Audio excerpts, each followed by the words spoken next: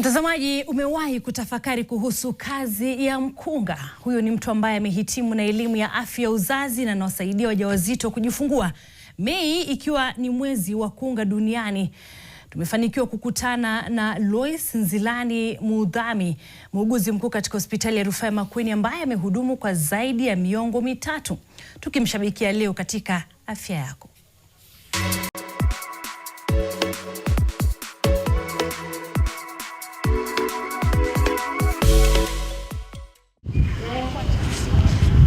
Kutana na Lois Nzilani Muthami.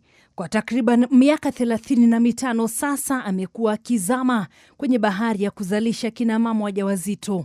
Jukumu analosema limekuwa wito tangu utotoni.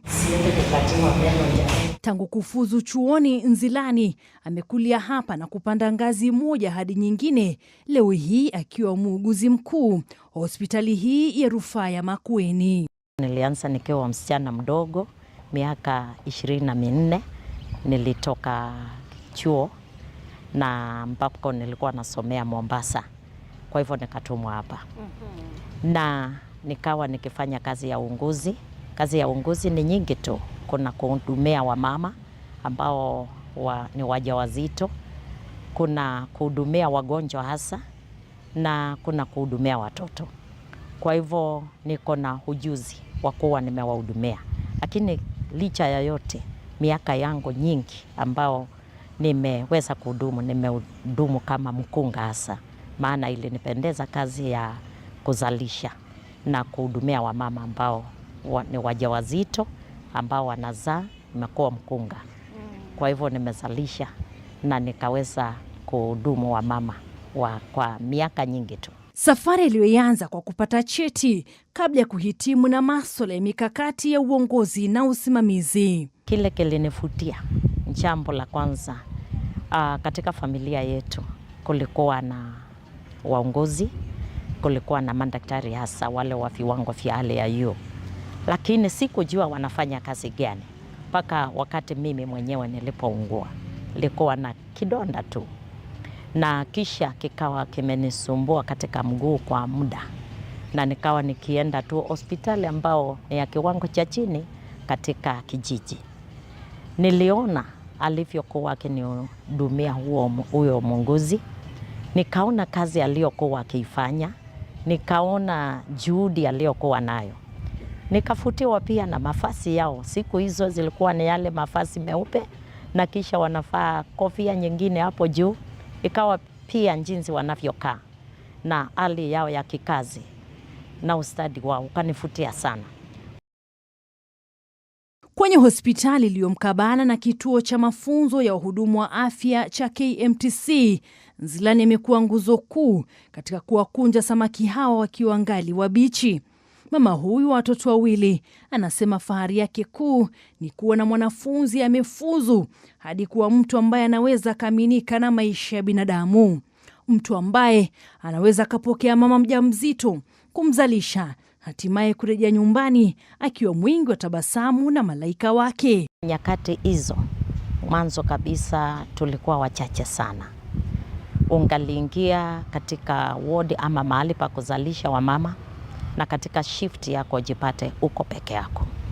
Kazi hii ya ukunga si rahisi, maana hata mama mmoja anaweza hali yake ikabadilika na mambo ikaharibika, na ikawa anaweza kukukimbiza, na ukiwa wewe si mwangalifu anaweza kukuacha kwa haraka sana. Hata mtoto, unaweza zalisha mtoto tu hivi, na usipokuwa mwangalifu anaweza kukuacha.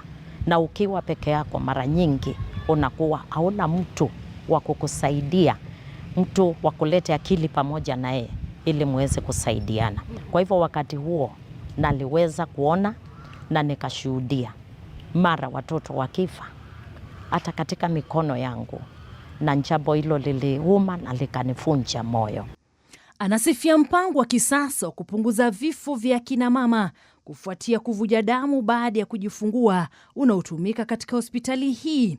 Kwake huu ni mwamko mpya katika tasnia ya uuguzi. Tumepata madawa ya kisasa. Kuna hiyo tunaita stable carbetocin ambao ipo oxytocin ambao tulikuwa tunatumia nyakati hizo, unapata lazima ihifadhiwe katika barafu, na wakati unaitoa inaweza kupoteza ile nguvu na ule uwezo, na kwa hivyo haungejua, na maana ndio ndawa ile kuweko, ilibidi hiyo ndio ndawa napeana. Kwa hivyo ungepeana mara ya kwanza na bado mama aendelee na kufunja, upeane na uongeze ufike maximum mpaka mama aende mpaka theater ndani, afikie kiwango cha hata kutolewa kile chumba cha uzazi, na iwe ndio njia ya mwisho ya kuokoa huyo mama.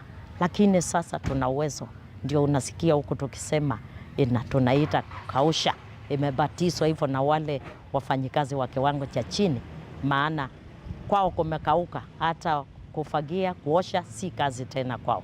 Lakini je, anapokea vipi migomo ya mara kwa mara ya wauguzi kushinikiza mazingira bora ya utendakazi? Unalazimika kufanya kazi ambayo ingefanywa na wauguzi 4 na unaifanya peke yako, maana katika kuhitimu kwetu kuna ratio ile imeruhusiwa na serikali na ile body regulatory ambao ina regulate.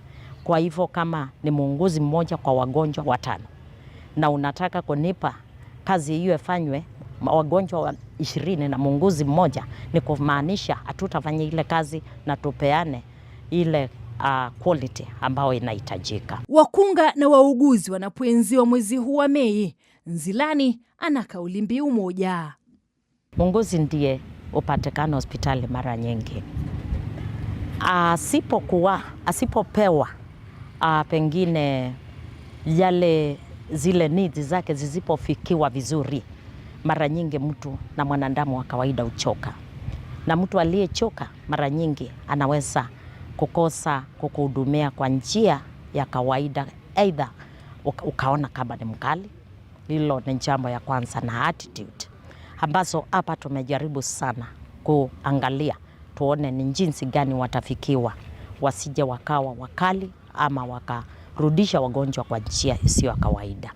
Cecilia Wakesho Mathuva, NTV.